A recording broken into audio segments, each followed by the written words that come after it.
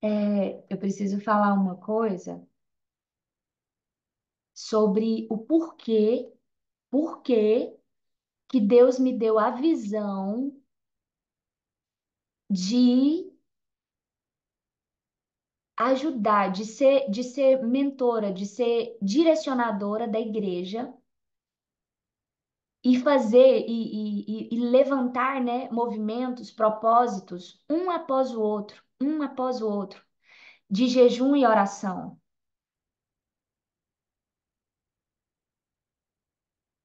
Por quê? Né? Eu até fiz essa pergunta lá e está em Mateus 17, versículo 21. Mateus 17, versículo 21. Eu vou ler a palavra antes de explicar, para você entender. Vou ler a partir do versículo 19. Mateus 17, a partir do versículo 19. Diz assim: E Jesus disse-lhes, opa, perdão. Então os discípulos, aproximando-se de Jesus em particular, disseram: Porque nós não podemos expulsá-lo. Ó, que no versículo 18 diz assim: Meu Deus, vou ter que ler mais um pouco, viu? Vocês aguentem aí. Ó, versículo 16. E eu o trouxe aos discípulos, mas não puderam curá-lo. Ó, o Senhor tem misericórdia do meu filho, versículo 15, pois é lunático e padece muito, porque muitas vezes cai no fogo e muitas vezes na água. E eu o trouxe aos teus discípulos, mas não puderam curá-lo. E Jesus respondendo disse: Ó geração incrédula e perversa, até quando eu estarei contigo? Até quando vos suportarei? Trazei-mo aqui. E repreendeu Jesus o demônio que saiu dele. E desde aquela hora ficou o menino curado. Então os discípulos, aproximando-se de Jesus em particular, disseram: Por que nós não podemos expulsá-lo? E Jesus disse-lhes: Por causa da vossa incredulidade. Pois, na verdade, eu vos digo que, se tiverdes fé, como um grão de semente de mostarda, direis a esta montanha: remova daqui, para que para aquele lugar e será removido. E nada será impossível a vocês. Mas essa espécie,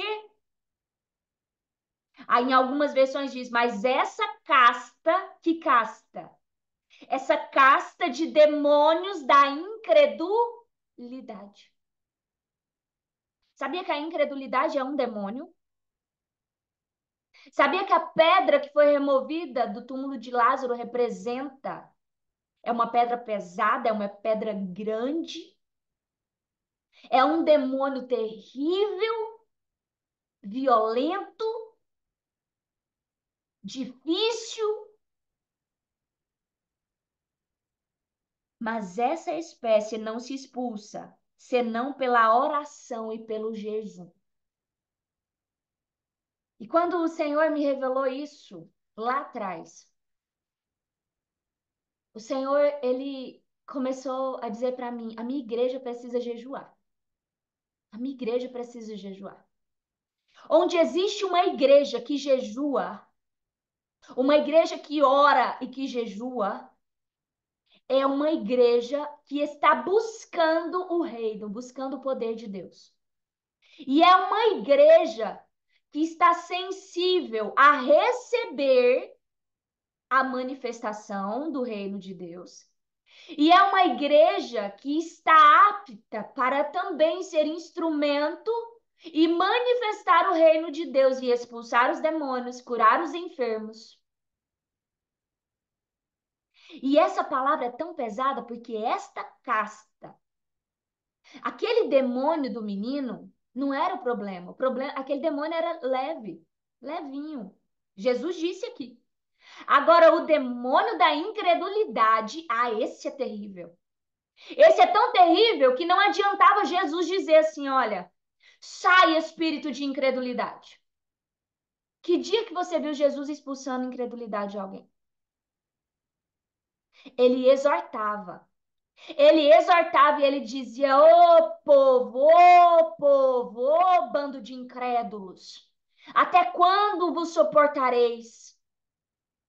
Sabe quem são os incrédulos? E quando ele diz aqui, até quando vos suportareis? Os incrédulos, aqueles que não jejuam, aqueles que não estão buscando o poder, são os orgulhosos e soberbos. São aqueles, os salvos, sabe, os salvos, soberbos. Os orgulhosos, incrédulos. Os incrédulos, os orgulhosos, não é o povo lá do mundo que não crê em Jesus, não. Porque eles nem tiveram a oportunidade de ser chamados incrédulos ainda. Incrédulo é o povo de Deus que não manifesta o poder de Deus, que não busca o reino de Deus. Esses são os incrédulos. Jesus não chamou ninguém lá do mundo de incrédulo. Chamou eles de perdidos. Os perdidos. Os condenados à morte eterna. Agora ele chama o seu povo de incrédulo. Ele chama os judeus farisaicos de incrédulos. E depois ele chama os seus próprios discípulos de incrédulos. Ele estava dizendo, igreja, essa casta de demônio da incredulidade só sai, só se expulsa ela com jejum e oração. E o Senhor Espírito Santo disse para mim: enquanto a minha igreja não começar a jejuar e a orar para expulsar de si esse demônio da incredulidade, a minha igreja não começará a buscar o reino e a sua justiça. E não começará a buscar e a ser violento e a tomar o reino de Deus por violência e por esforço. Vocês estão entendendo? Todos os alunos, todas as alunas da escola profética, não é assim, não é por acaso que vocês estão ali, é porque o Senhor deu a graça desse demônio chamado incredulidade sair do coração de vocês. É. Incrédulo não senta na cadeira para aprender, porque o incrédulo já sabe tudo, porque ele já tem o Espírito Santo, porque Jesus já conquistou tudo na cruz para eles. Eles não precisam fazer mais nada porque é pela graça. É pela graça. Não há esforço porque é pela graça. Eles não sabem nem o que é graça. Eles não sabem que a graça é poder. Eles não sabem nem o que significa o nome graça. É pela graça que sois salvos. Mas o que é graça? Uma hora você pergunta para o incrédulo desse, mas o que é graça? Me explica a graça. Graça é o poder. Porque foi por causa do poder do Senhor, do sangue de Jesus, por causa do poder do Senhor Espírito Santo que ressuscita os mortos, que nos reviveu da morte eterna para a vida. A graça é poder. É pela graça. Eu não preciso me esforçar para receber salvação. Porque a salvação, eu recebo ela sem esforço nenhum. Qual é o esforço que eu preciso de ter? Crer em Jesus. E não é crer nessa profundidade aqui, não, hein? Porque crer em Jesus para salvação é uma coisa. Agora, crer em Jesus para ser instrumento, crer em Jesus a nível de reino, é manifestar o poder de Deus. É diferente. Esse é um nível de fé, outro nível de fé. Esse é um nível de fé para ministério. É um nível de fé exatamente que o Senhor, que é necessário ser forjado. Mas pensa, vamos pensar agora junto? Onde não há jejum e oração, existe uma igreja arrogante, orgulhosa e soberba. Eu sei do que eu tô falando. Eu sinto na pele. Você sabe Onde estão as pessoas mais orgulhosas e soberbas? Elas não estão lá no mundo. E a Bíblia diz que até quando vos suportarei? Sabe por quê? Porque Deus resiste aos soberbos. Sabe quem é que luta contra Deus? Não é Satanás. Não é. Quem luta contra Deus são os filhos de Deus, são os salvos que não creem no poder de Deus. Vocês sabiam disso? A soberba, o orgulhoso que a Bíblia diz assim, olha, Deus resiste aos soberbos, Deus resiste, Deus abate os orgulhosos. Ele está falando de alguém que já tem acesso, mas é incrédulo. Por quê? Porque é duro de coração, porque não é humilde. Por quê? Porque quando eu sou humilde, o que que é humildade? É carecer do poder de Deus. Humildade é carecer do poder de Deus e é depender desse poder para viver. Jesus era humilde. Sabe por quê? Porque ele dizia bem assim: eu não vim para fazer a minha vontade, mas a vontade do Pai. Aí ele diz lá em João 14, 12, ele diz assim, 14, 10, ele diz assim: as palavras que eu vos digo, eu não digo de mim mesmo, mas o Pai que está em mim é quem faz as obras. Sabe por que que ele era humilde? Como homem? Porque como homem, ele sabia que como homem ele não podia fazer nada. Mas que pelo poder de Deus, pelo poder do Espírito Santo de Deus, ele podia fazer tudo e que nada era impossível a ele. Quando eu começo a colocar limitação e eu, não, vocês não têm noção, tanto que Deus está falando aqui comigo, meu Deus. Quando eu começo a limitar o que Deus pode fazer na minha vida, no meu meio e na vida de outras pessoas, através do poder dele, que é o Senhor Espírito Santo, eu me torno orgulhosa e soberba. E eu começo a permitir que o demônio da incredulidade tome conta do meu coração. E a nossa busca, a sua busca, precisa jejum e oração. E buscar no Senhor Espírito Santo, dizer: Senhor, remove, destrói e me coloque em total e plena dependência do teu poder. Exatamente, continuamos pecando como Adão. Só que o nosso pecado agora é pior. Porque pensa o pecado de uma criança. Vamos imaginar uma criança dentro da sua casa, a geladeira cheia, todos os recursos, todas as promessas, tudo que é alimento, tudo que ela precisa está na geladeira. A única coisa que essa criança precisa é levantar do lugar e ir lá e pegar. Mas imagine que essa criança permaneça sentada, deitada, sentada até que ela deite, até que ela morra. Sabe por quê? Porque ela não quis se levantar e dizer: eu preciso, eu dependo e eu preciso ir lá buscar a comida que já está gratuitamente e que já foi liberada e que já foi dada por Deus. Deus já liberou todos os recursos. E às vezes você pode estar ouvindo agora e pensando assim: meu Deus, mas como que eu vou curar um enfermo? O poder de Deus, ele precisa ser liberado e acessado. Só que não é sentada esperando. É ajoelhada e se posicionando mesmo, rasgando o véu. O que que é o véu? A carne. A carne. Imagina, Deus vê todo dia filhos e filhas morrendo e o poder de Satanás em cima. E ela tem todo o acesso, mas ela simplesmente continua deitada, continua morta, continua prostrada, dizendo: ai, tá difícil, a luta tá difícil. E tá mesmo. Só que ele já te deu poder. Eu lembro quando eu ficava aqui dizendo bem assim: eu não aguento mais, tá difícil. Eu estava sendo uma criança orgulhosa que não estava querendo pagar o preço e dizer: Senhor, já que eu preciso crer na tua palavra e eu decido crer, e a única coisa que eu quero é crer, e a única coisa que eu quero é crer.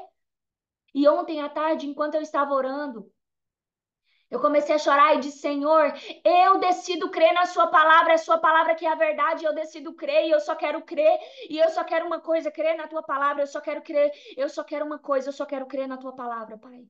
Não me é suficiente mais nada a não ser crer na Tua palavra. Porque se eu crer na Tua palavra, nada é impossível. E eu sei que o Senhor está forjando uma fé inabalável.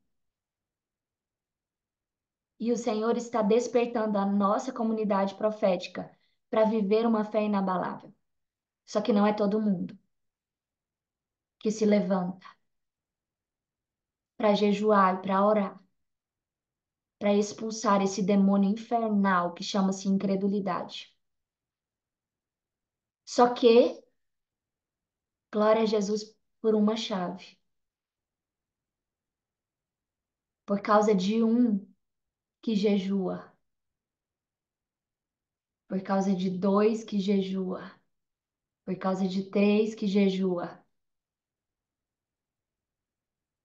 nós acessamos o coração de Deus. E tem uma coisa que rebenta com a incredulidade. E o Senhor Espírito Santo está me falando para eu dizer isso. Olha que lindo isso que o Espírito Santo está dizendo. Quando jejum e oração, quando a igreja não jejua e não ora, o que fazer? O que fazer no meio de uma igreja que não jejua e não ora? Você não pode obrigar a igreja onde você está, ou sei lá, a jejuar.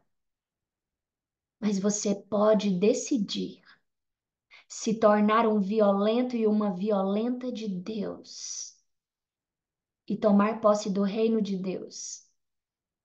Porque quando Jesus começava a operar os milagres, os sinais, quando a manifestação do poder do Espírito Santo começa a acontecer através da sua vida, quem está perto pode ter o demônio da incredulidade que for, que esse demônio sai correndo. Quem está entendendo o mistério? Quem está entendendo que eu preciso orar, eu preciso chorar, eu preciso clamar ao Senhor pela igreja? Mas a minha responsabilidade é buscar o reino de Deus e a sua justiça. E parar de olhar para a igreja morta e começar a dizer, Senhor, que a vida flua, que os rios de água viva fluam do meu interior.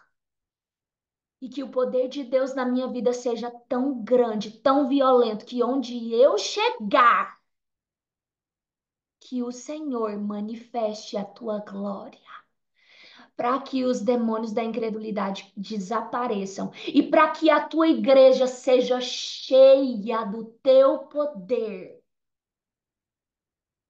Eu não tô nem aí com quem não tá jejuando. Nem aí. Brincando. Tô brincando. Eu preocupo, sim. Por isso que eu chamo todo dia para jejuar. Mas assim, só para você entender, eu não tô nem aí com quem ainda não foi despertado para jejuar. Eu não tenho que preocupar com isso.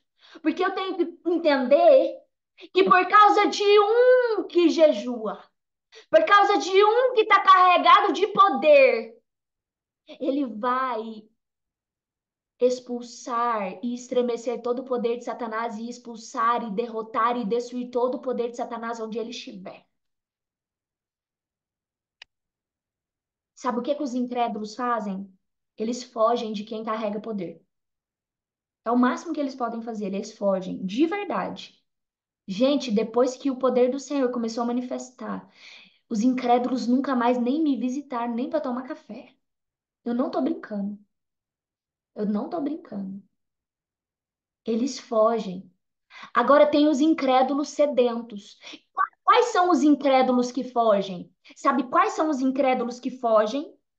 São os incrédulos farisaicos. Os incrédulos farisaicos, essa casta, ela é pior. Porque além de não crer, persegue quem manifesta poder. Persegue para matar. Persegue para destruir quem carrega o poder. Presta atenção. Fujam dos incrédulos farisaicos. Fujam. Não fica perto. Não fica perto. Inclusive, a Bíblia diz que nós não precisamos respeitar os orgulhosos e soberbos. Quem são esses orgulhosos e soberbos? Os religiosos farisaicos. Esses incrédulos farisaicos que não têm sede, nem lá no fundinho do coração deles não tem nem uma pontinha assim, ó, de sede. São incrédulos no nível. Por quê? Porque eles estão tomados e sendo usados por Satanás. É terrível. Carregam nome de crente, estão no lugar onde os crentes vão, carregam a Bíblia do crente, mas eles estão cheios de Satanás, infelizmente. E a estes,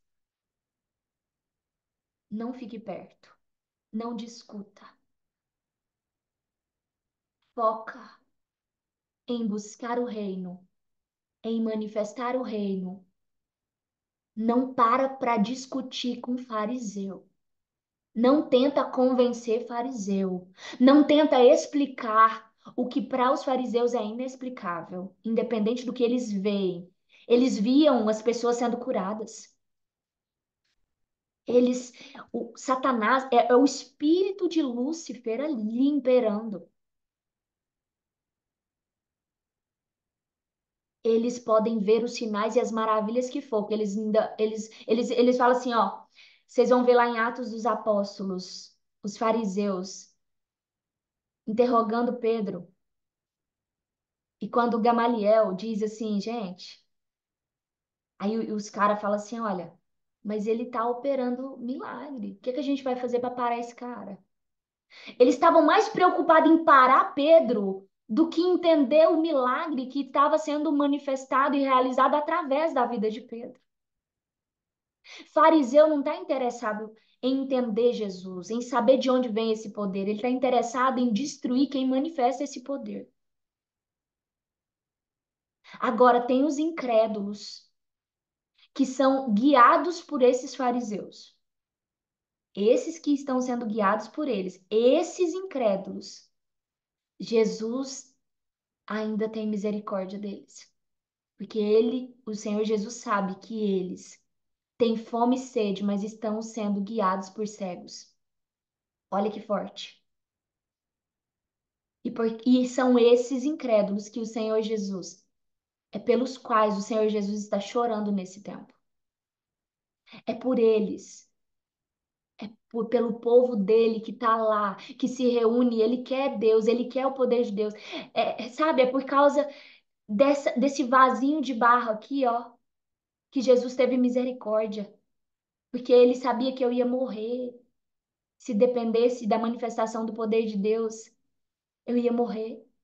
Mas ele olhou para o meu coração e ele falou: ela me quer. Desde criancinha ela me quer, ela só está enganada, ela só está cega. Eu vou ter misericórdia dela. Deus tem misericórdia. E foi a misericórdia dele que nos deu o Senhor Espírito Santo. Então, por que que nós precisamos jejuar?